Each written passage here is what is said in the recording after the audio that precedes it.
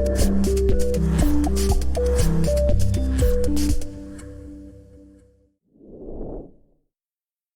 my name is John Biddle. And my name is Sam Biddle. And welcome to our podcast. I hate this book. Where I read my book on the iPad. HYPNOS. HYPNOS. To me. My wife. Sam. That went better than last time. You did. Who hates the book? I do. Is it worse than Harvester so far? No. It's more awkward. It's more... It's going to get awkward. More awkward. More awkward. Yeah, is it worse than Harvester? I don't think so, because right at the beginning of Harvester, it was quite gory. Yeah, and then it sort of got better. Right. This is going to get awkward to gory as fuck. Oh, great. So I'm really looking forward to this book. But it's not as bad as Harvester. It's not as graphic. So those that are just joining us for the first time, we started this during almost to the day a year ago. Yeah, the first lockdown. The first lockdown. Yeah, it was actually a week after your birthday because it's your birthday. Yay! Well, technically, when you're listening to this, I'll be 50. It will have been my birthday. I was going to say you're just turning 40, but you said it. But yeah, so when you are listening to this, I will be a 50-year-old. You are listening to a 50-year-old. She doesn't look like it. Well, you don't. No, don't act like it either. You don't at all. I do sometimes have to think to myself, am I really 50? Should I be behaving like this? Yeah. Should I wear these clothes? Yeah. So, you've had a lovely birthday. How was that? Did you like your presents? I loved my presents. Thank you very much. You have no idea what they are. No. We are doing this super early because we've got a busy old week. You're back at work. I'm back at work, and then your birthday is Thursday. Yep. And I've taken the day off. So am I. Which is unusual for me. What, day off? A day off, yeah. Oh, yeah. And then... we're off to see the kids. Oh, yeah. Well, they were going to come down for the weekend, but actually now we decided that they should entertain us. Yeah, they're old enough and they earn enough money now. Yeah, so they're entertaining us this weekend, which is lovely, and it means that we don't have to sort out the bathroom. We don't have to take the Christmas decorations out of the bath. Do you know, because when the kids left home, we've got that second bathroom. It's and a storeroom. 2 years of no visitors, it literally has become a drying room and a storeroom. And a storeroom, yeah. And then the half of the Christmas decorations that you didn't quite make it up to the attic is in there. In the bath.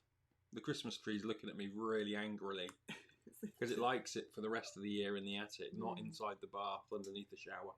Yeah, so we did think we ought to tell them that we were going to London instead. But we're not going. We didn't blow the kids out to go to London because the Christmas tree's in the bath. We didn't.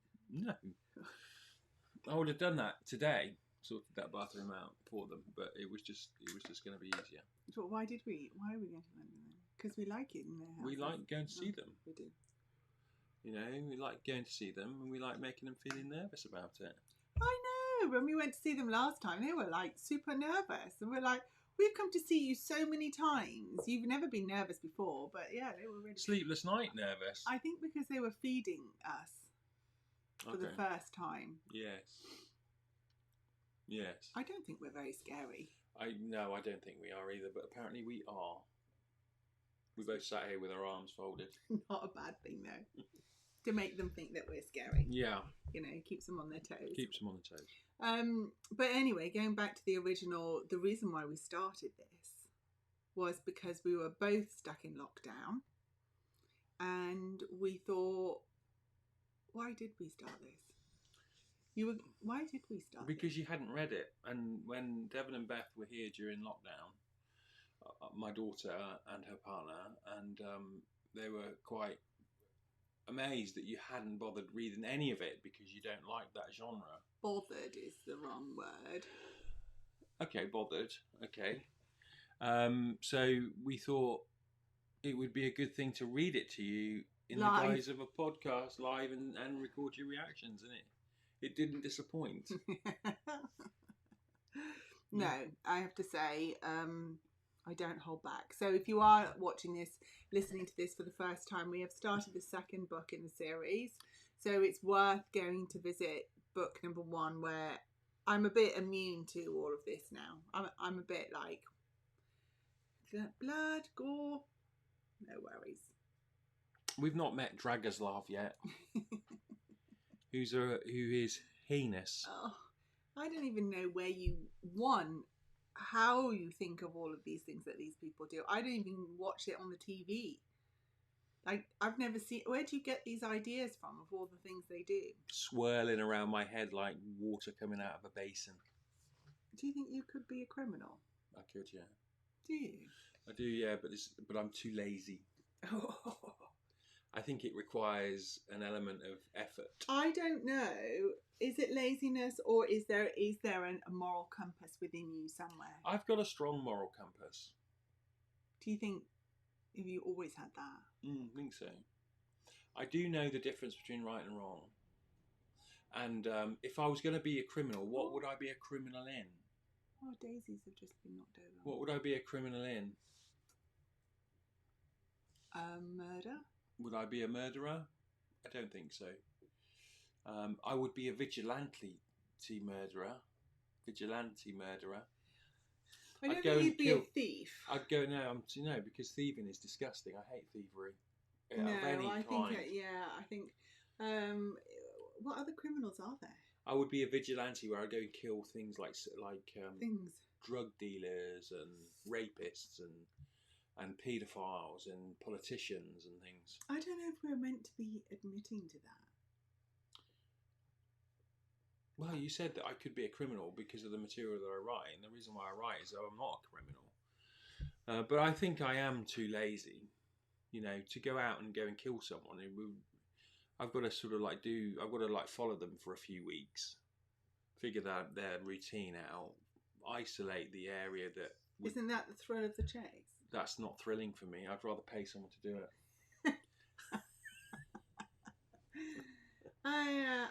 I just couldn't. There's no.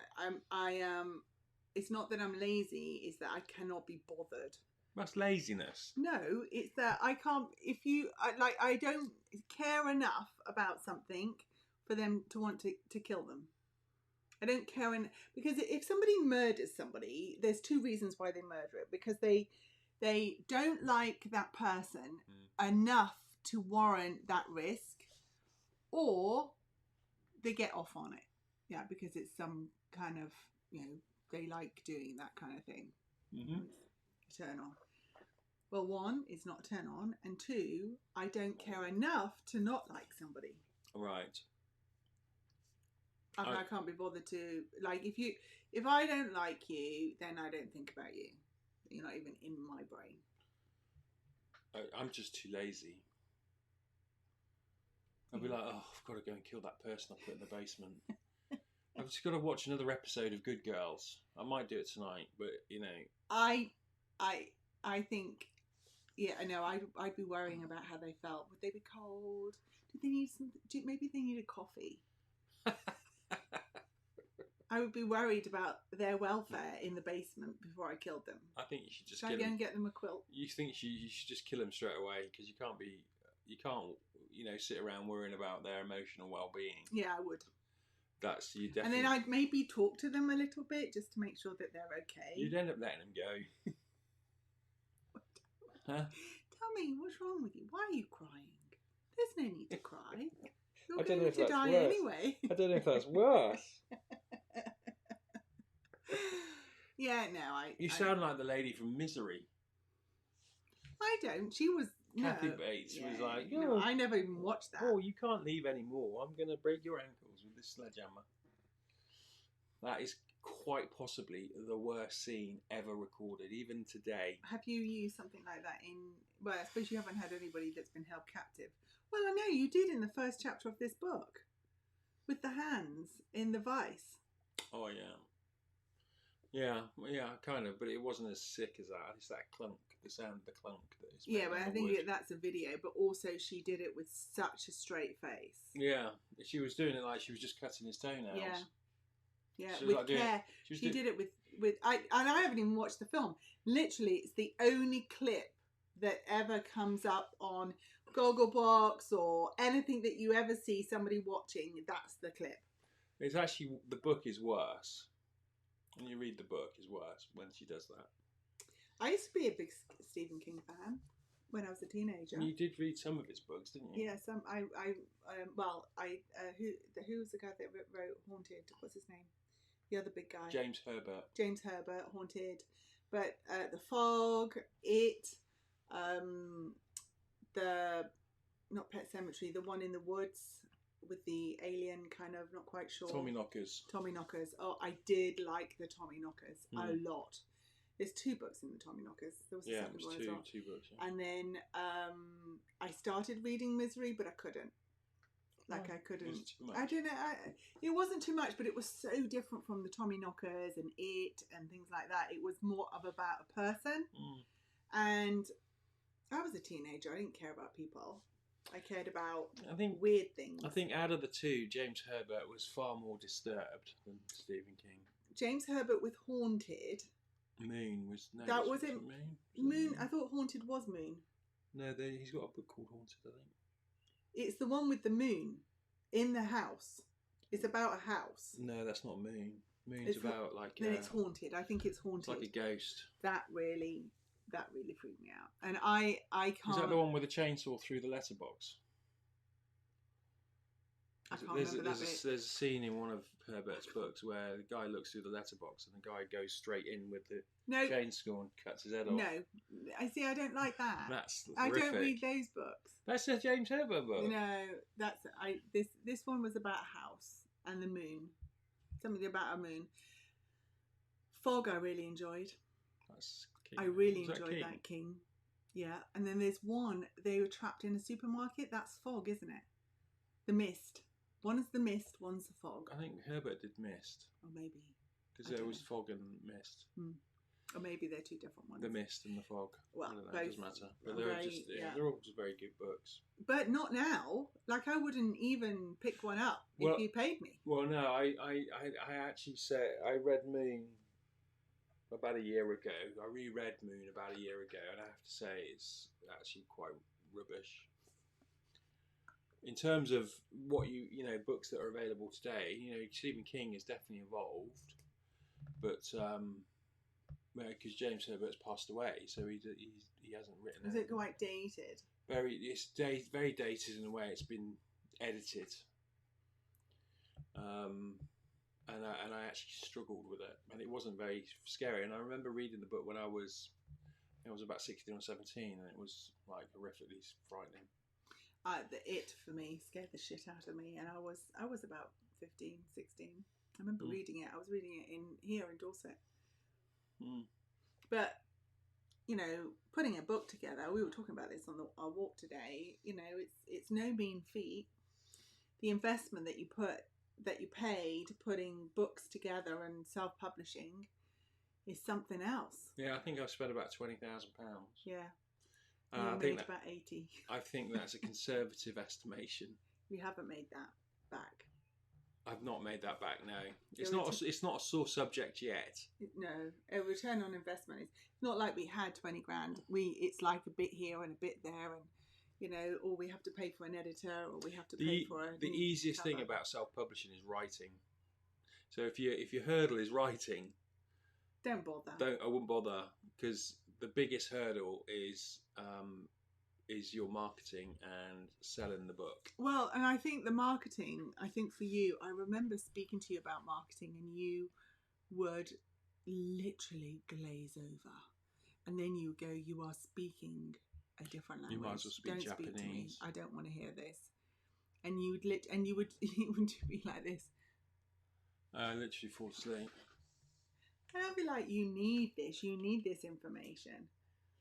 So I think that, but now you speak to me about it. You tell me, you do the research. You tell me about all of the stuff that you do with your book publishing. it's so different to my kind of marketing. Completely, it is very much. There's a lot of gatekeepers in publishing because they need to clip the money. Yeah. So, but I think it's and at the end of the day, I'm flogging something that costs 99p. I know. I'm not like selling something that's 190, but it might as well be £1,000 trying to sell some books to some people. Yeah. They're like, oh, it's 99p. I'm not buying that. It's not free. And I have to say, you are one of these people. I'm not. Yes, you are. I pay. See, Kindle Unlimited has killed the publishing world. It has absolutely killed it. And that's how I've got to make my money is by relying on Kindle Unlimited subscribers for the page reads, because I get paid 0.0044 pence per page. The author of the book I'm reading right now, like I read her. I've just got all of her books and I'm just reading them, all of the series, and I'm literally 15 minutes away from the finish of the book. She must be like, hurry up and finish so I can get paid. That's not how it works. Because it works per page. And I remember when it changed, because before it would work per sale, per download. Mm-hmm. But now, per page. I've got a couple of books on and you've got to sell 100 page. You've got to have 100 page reads a month for them to release the money. As well. I didn't know that. So not only do Amazon hold on to your money for 60 days after that first month. So on the 5th of May, if you read 10 pages of my book, 101 pages of my book, Harvester Say, on the 5th of May, I don't see that money till August. 1st of August.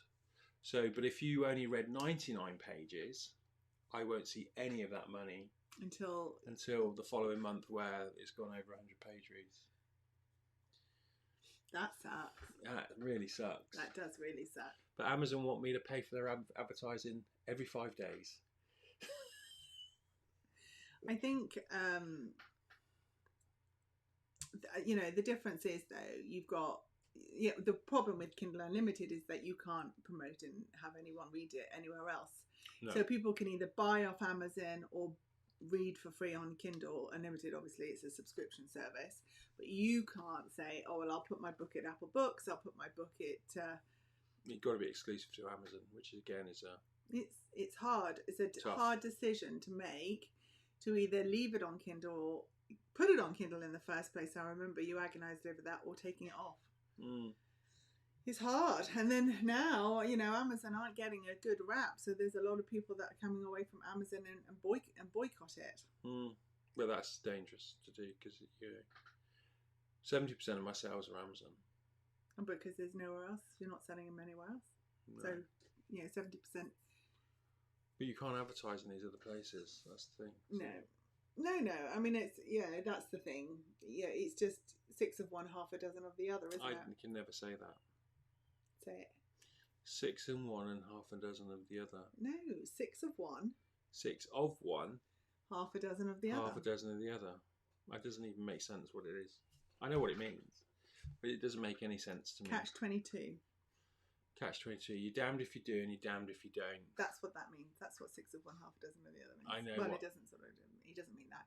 6 of one, half a dozen of the other is like you've got... I've got 6 of one, but half a dozen of the other. What's half a dozen? What's half a dozen? 6. Yeah. Yeah, 6 of one. It means the same thing. It's, you can either choose to have half a dozen or 6. It's not computing. I've got some dude sat there with an abacus in my head going, yeah, it's not working. He's the dude that sorted out my maths as well as a child. He should be fired. I've tried. Still hanging around. Yeah, so, but anyway, should we get to the book? Let's do it. So we're now on chapter... So, should we hit the book? Let's do it. Yeah? Mm. So we are chapter 5 now of my second book in the Alex Brown series, HYPNOS. Well, just as a point of reference, when is your next book out? Well, I think it finishes, Emma has finished editing it at the end of this week coming, I think. So I'm fingers crossed end of the month.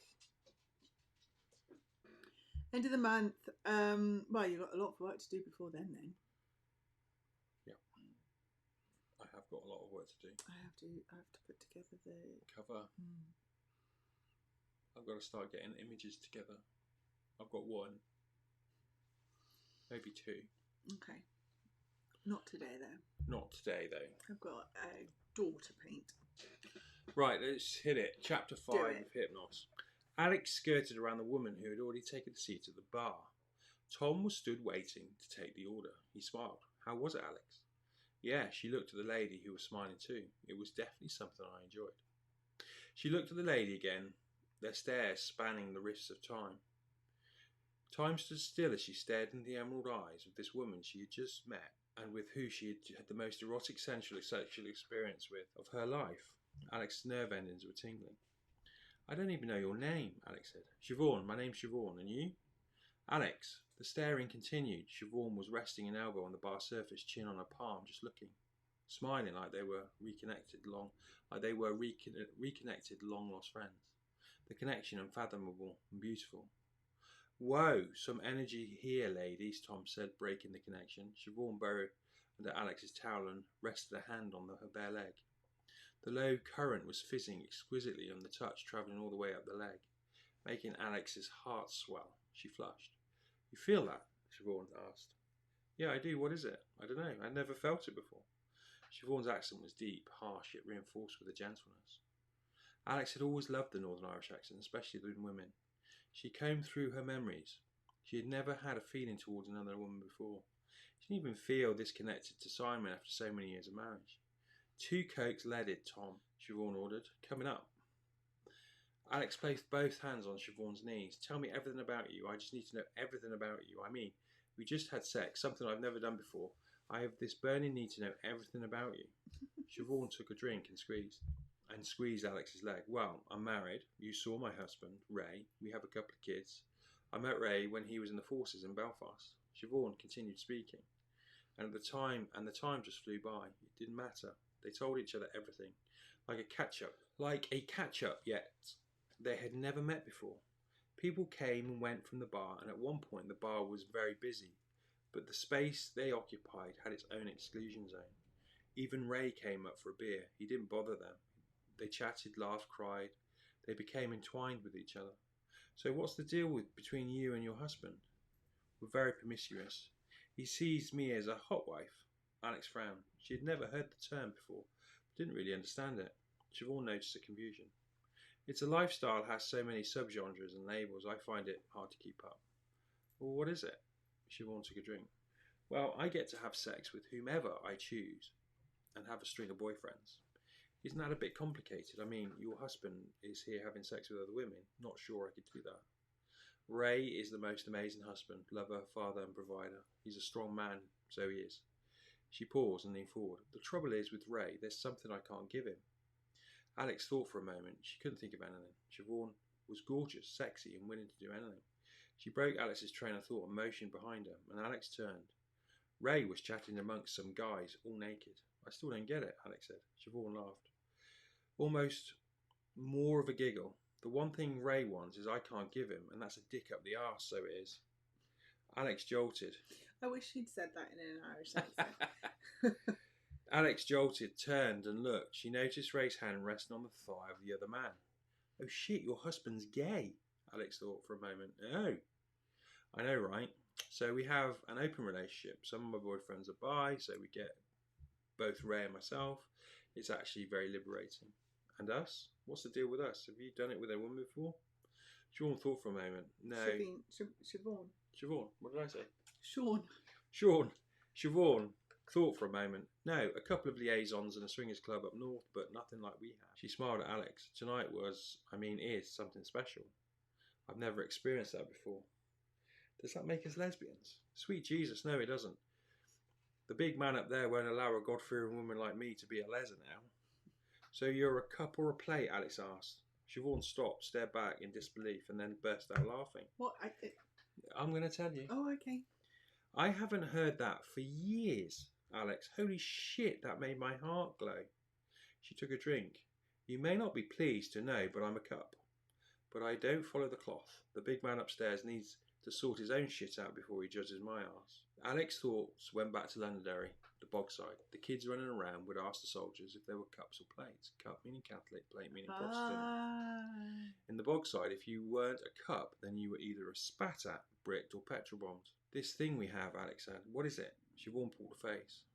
Back to labels and lifestyle genres, this, Alex, is called pansexuality. Oh, we're pansexual. Yeah, I know you're going to ask. Lovely, so I'm going to tell you. Alex took a drink. She felt a chill, but didn't matter. Time meant nothing right now. With bisexuality, you are sexually attracted to either men or women. It's a physical thing. Ray is a gay man. Anything to do with my vagina makes him feel yucky. How the hell we managed to have kids is a miracle in itself. Fuck me was like you eating your least favourite food. It's off-putting. So it is. With pansexuality, you love the person irrespective of their sexual presence or being. That's what we have, Alex. Hold on. So he's not pansexual because he's gay. He's gay. So he can't love the being. He can only love the sex. Yeah. The sex of the person. That's it. The male. That's it.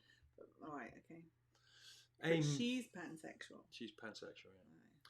Right. Amen to that, Tom said, interrupting. So what's the difference between pansexual and bisexual? Well, that is the difference. So bisexual is the same thing as you're attracted to male and female in a sexual context. But with pansexuality, there's no sexuality involved. There's no gender bias involved. Right, okay. You're just interested in the person. Right, okay.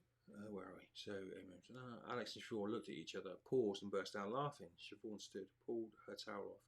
Take a good look, Tom. Place this body in your spank bank because you're the wrong colour for this pussy. Her finger tapped a small tattoo on her knickline, and it was the ace of spades. Alex leaned to take a closer look at the artwork. Intricate, the letter B dominated in the centre of the tattoo. What's the tattoo mean? Alex asked. It means she only loves BBC, Tom said. Siobhan's body was glorious. Alex felt herself tighten her abs rippled, her thigh muscles flexed. So unashamed of her body, and why not? Alex would walk around naked if she looked like that. BBC, Alex asked. Big black cock, Tom said with a laugh. Siobhan nodded. Yeah, I only slide for the black man, so I do. She paused. And you, of course, Siobhan said, laughing. Alex felt like the urge to pull her and hold her. Siobhan saw it. You can touch me, Alex. Nervously, she slid her hands around her tight waist and pulled her in. She felt right. Her smell was intoxicating. She had never been sexual with another woman. Fancied them, but never before. But then everyone does. Fancied them, but then everybody does. I don't know what that means. Well, everybody loves women. Yeah, I suppose. Siobhan kissed Alex's neck. Tom, feeling awkward, moved on to another couple at the bar. The music playing was a well-known ballad. Alex had heard it before, but not really known the tune. They swayed, the warmth of the embrace causing the low current to fizz between them. Alex realised she didn't listen to the music so much anymore. She didn't know what her favourite film was. She didn't know who was number one in the charts today. Alex thought her children. She didn't know what they were into. Fuck. What was Simon into? She thought outside of work. Alex knew nothing. She started to weep. A long inhale told Siobhan that Alex was crying. Instinctively, she held her closer. Her nakedness giving Alex strength and energy and comfort. Alex contoured to the muscular physique of Siobhan, and Siobhan swayed, one hand pulling her in close by the small of her back and the other caressing the nape of her neck. Hey baby, Siobhan soothed. It caused Siobhan to stop momentarily, which Alex reacted to. Siobhan glanced it off. She meant what she was saying. She said she was falling for Alex big time in a way she'd never anticipated. What's up? Why are you crying? Alex took a long drink, then regaled her with everything. She left nothing out. Down to the unpleasant truth about Brock, what he had done, and Devon, her daughter. She sobbed through the breaking up of the union of Simon. Siobhan pulled a towel over, wrapped herself up tightly, bringing up her supple legs to the bar stool, and resting her chin on her knees. None of this is your fault, baby. That word again. Alex liked it. She felt safe when Siobhan said it. It felt as though she was being loved and taken care of for the first time. Someone else to look after Alex instead of her looking after the world. Alex went through her new role within the newly formed B5 division. Their focus on healthcare-related crimes globally had meant she had needed to start taking time for herself, hence why she was now in the club finding herself. Siobhan noted the pentagram on Alex's left hand. "You follow the craft?" Alex, Siobhan asked. She pulled her hand away. Alex kicked herself for not removing the ring. She kept her faith to herself. Jenny, the therapist, was the only other person that really knew. Siobhan took her hand back and ran her thumb over the crown of the ring, feeling the engraved pentagram. "You asked if I was a couple or a plate. I was brought up as a Catholic but found my true calling in my late teens. So I did. My granny came to me one evening, Jesus. It was as though she was in the room. I follow the craft, Alex. I'm a hedge witch and I consider myself pagan." Alex felt her mouth open. The universe was certainly working in Alex's favour tonight. "I think our meeting is meant to be, Siobhan. I don't think our coming together was by accident. I don't believe in coincidences, baby," she said, sliding off the stool and wrapping her arms around Alex. Alex smiled and kissed her. "I always say that to my guys in the team, there's never a coincidence with anything. Alex needed to go to the lady and I'll be back. I need to go to the loo. Don't be long, baby, or I'll come and get you." Alex laughed and jumped off the stool and she almost skipped to the toilet, her heart racing. She was falling too. She just didn't realise it at this point. As she approached the bar again, Siobhan was talking to a 6'5" black guy. He was enormous. She approached the bar again. Siobhan was talking to a 6'5" black guy. He was enormous. Siobhan knew him. She was familiar to the guy. Alex slowed. She didn't want to intrude, feeling awkward. The disappointment crept through her. The evening was now done. She only goes with BBC, she thought. She stopped, looked at the bar and watched the reflection of the two in the mirror, and Alex felt like a knife had been wedged between her and Siobhan. "Am I jealous?" "Get a grip," she said to herself. She was miles in her thoughts when she clocked her name was being called, and suddenly Alex felt embarrassed.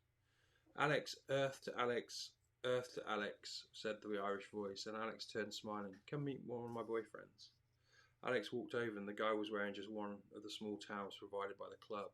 It was barely covering his groin and his chest came up to Alex's eyeline. His pecs rippled.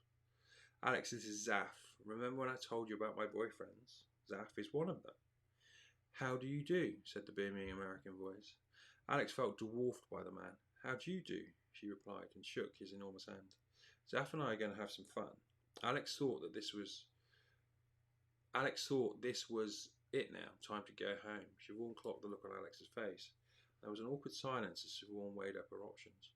"I said to Zaf that I'd only go to one of the rooms if you can come too," Siobhan said. Zaf was smiling down at Alex. "Two hot women for the price of one." His hopes dashed at the finishing post. "But I don't think I'm ready to share her, Zaf. Can we do a rain check?" Alex smiled. "I'm okay if you guys want to go play." Siobhan shook her head. "Go find other pussy, Zaf. My evening is all tied up, so it is." Zaf shrugged and he bent and kissed Alex on the cheek. "Pleasure to meet you, Mum." He turned and grabbed Siobhan by the back of the head and drawing her in and kissing her on the lips. "Later, babes," and then he was gone. Is that a phone call? They talked some more, the night drawing in before they knew it. Later they were hailing a cab together and heading to Vauxhall, to Alex's apartment overlooking the Thames. Done. Chapter done. Did you find that awkward? Little bit. Why is that then? Because it's not my usual murder, death, kill. It's not, is it? It's quite emotional. Yeah, it was quite like a love story-ish. You know, was it? But it was done well. You liked it? I did, but you know, I'm suspicious now of Siobhan. Let me give you a spoiler alert. She's good. She's her rock. Oh, She becomes her rock. It's convenient. Something horrible happens to Siobhan, Oh. but she doesn't die. No. When I mentioned this horrible piece of shit Dragoslav, All right, but you know. but they've got a lovely love affair. So she's divorced from Simon? She will be. Oh, does he get cross that she's having an affair with somebody else? No, it's understandable. It's understanding. But let's just say Simon's come to the end of his rope, really. What do you mean? Well, we'll find out. Does he die? I'm not going to say. I'm not going to say, but yeah, he meets Jongy, so it doesn't sort of go well. Why does Simon meet Youngie? It's got to do with him. Wow, because Youngie's a bastard. Huh? And that's an unpleasant scene. Spoiler alert. It's exhausting. This is exhausting. I do find this incredibly exhausting. I do. I won't lie. Especially the thinking about what's coming up. I mean, that was okay, but again, it's weird, isn't it? If it was, it was like my dad was reading that. That's how it felt. You know, and we have a nice, beautiful relationship, sexual relationship. So why it's awkward, I don't know, but it just was awkward. No, I do know, because if I had to read you a chapter of one of my books, I mean, not the ones I'm reading now, because I'm reading urban fiction, but if I had to read you a chapter of one of my erotic fiction books, I would feel really awkward. Mm. But you know everything I like. Mm. Why is it awkward? I don't know.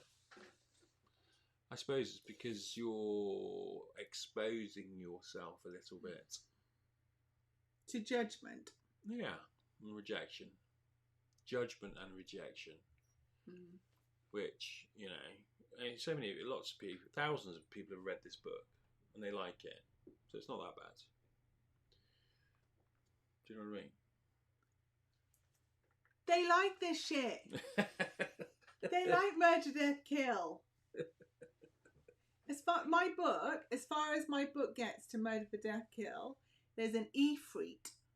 What's that? An Ifrit is a fire genie. Sounds really exciting. And he gets plunged into the realm of water, which means that he can't fight. Because it's his opposite. So whereas an air djinn, or whatever they're called, genie, can't go to the realm of earth because she hasn't got any powers. So the Ifrit's bad, and he tortures this other guy. So, you know, as far as it gets is that the skin blisters off, but he can heal himself. He just has to get his magic cuffs off. So even if his skin blisters, he heals himself. I'm okay with that because I know that he'll get his magic cuffs off because there's 3 more books. Yeah, no. And there is a romantic involvement, but there's probably there'll be one episode of sex in the whole series where they get together. Maybe 2, maybe 3. I mean, I don't know. I've not noticed that, to be honest with you. But yeah, that's as Murder, Death, Kill as I get. The Ifrit, the baddie, dies by drowning. No, he has a spear in his neck and he's split apart. That's quite savage. It is, actually, thinking about it. There's no splitting in half in my books. Well, you should read this one. Maybe you get some tips. Bucket of acid. Yeah, you see, now there's a difference. Or a blowtorch. No, listen. Just been slowly roasted with the blowtorch. Listen, there is a difference. All of those things could actually happen. Whereas the things in this book are so unrealistic. So, like, that's why I like it and the mist and the fog and things, because it is not real. But Misery was too real. It was too much like the real thing. I suppose. But anyway, that's the chapter. Do you want to finish now then? Okay. It's time to wrap up. My conversation wasn't that interesting. It was, yeah, but I'm just looking at the time. It's marching on. So we gotta get a move on. But we do love spending time with you. We're not trying to rush away. No, I'm not. It's just that time is of the essence. Okay, so obviously it's time to go. I was having fun, but it's fine. He always drags me away from the party early.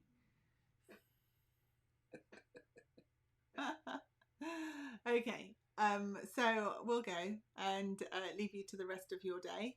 Enjoy, and don't forget, don't judge a book by its cover. And stay frosty. Bye. Bye.